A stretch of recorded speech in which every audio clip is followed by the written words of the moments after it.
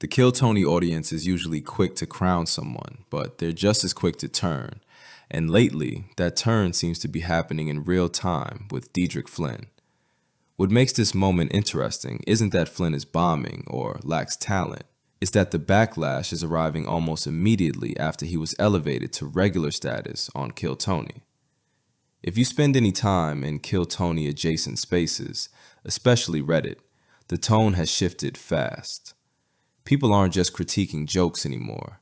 They're questioning momentum, attitude, and whether the audience is being asked to accept someone before they've had time to decide how they actually feel. You're going to be a full-time regular here on Kill Tony.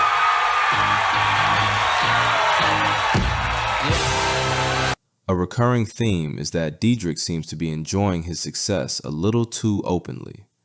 For some viewers, that reads as excitement. For others, it comes off as arrogance. I don't know if it was, I think it was Joe. It was Joe DeRosa, but he was like, well, you know, you kind of really benefited from somebody like bombing in front of you. And like, but it was like, it was one of those, I knew I needed to let who I really am out. And I was like, so I snapped like immediately. And I was like, nah, fuck that. I've been signing up 39 motherfucking times. I don't care who the fuck was going to be in front of me or who's going to be behind me. I was going to rip this bitch. I'm not fucking around. I'm at the crowd's going, because they've been, people want that shit. I fucking care about my, don't talk to me like that. Who the fuck do you think? First of all, this nigga trying to act like, he talking about some man, oh man, I'm telling you right now, I'd be scared to follow you. I get buried. I've already buried you before, Joe DeRosa. Like, you were trying to play with me. I was tight. Buried. I was tight, man. I was mad as like, don't try to play. No, I bust my head. Like, what you think I've been doing out here lollygagging? Yeah. In his most recent appearance, Dedric ran on stage and screamed into the microphone for a few seconds before even starting his joke. Make some noise for the great and powerful Dedric Flynn, everybody.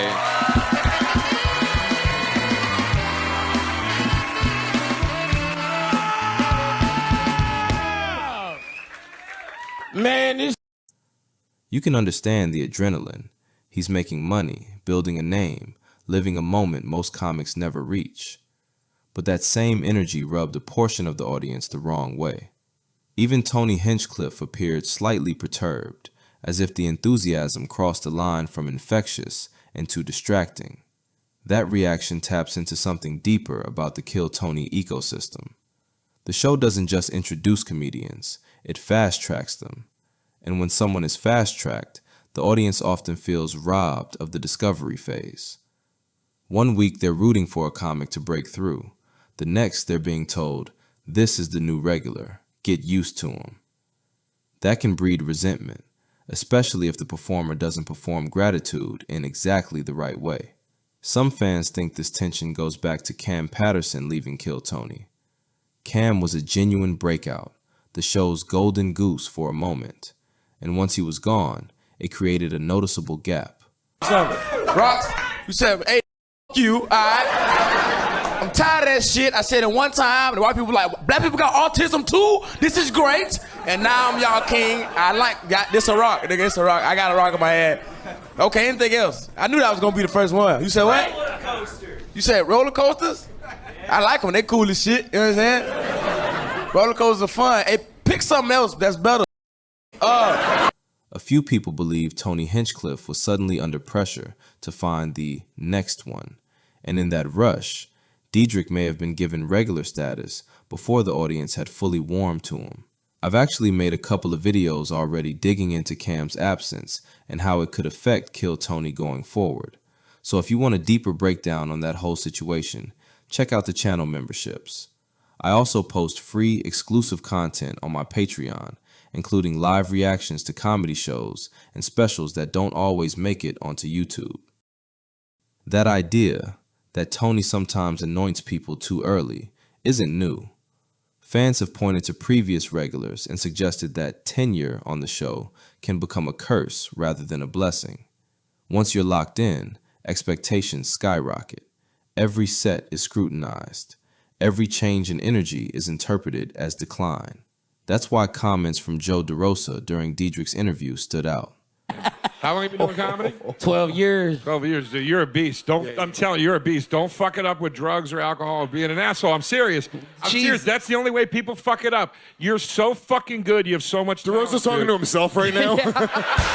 Joe DeRosa was talking, and some of it I kind of like, I wanted to still make sure, because there's like certain stuff, like they were like, hey, you know, your material, you know, you could tell that, you know, you're just riffing and doing, you know, this thing. And I was like, no, I wrote my ass off, dog. Like, no, don't try to play just because I'll make it look good. Right. That, like, nah, it's saucy. Like, you can watch Kyrie do a lot of stuff. You like, why? But you can't go out there and do, like, don't play with me. Don't play with me. Dog. I'm nasty with this. Don't play like that. Master of the illusion of the first time. Yeah. At the time, it sounded like standard veteran advice. Now, some fans are retroactively reading it as concern, even speculating, without evidence, that Dedric might already be slipping. That leap says less about Dedric and more about how quickly audiences fill in gaps once they sense instability. At the core of all this is a familiar social pattern. People love the climb. They champion the underdog. But the moment someone is placed on top, especially by an authority figure like Tony Hinchcliffe, the energy changes. Confidence becomes arrogance. Excitement becomes entitlement. Enjoying success becomes getting ahead of yourself. You're not the mother of me, and you're not my boss. You're not my mother. You're not my mom. Hey, man.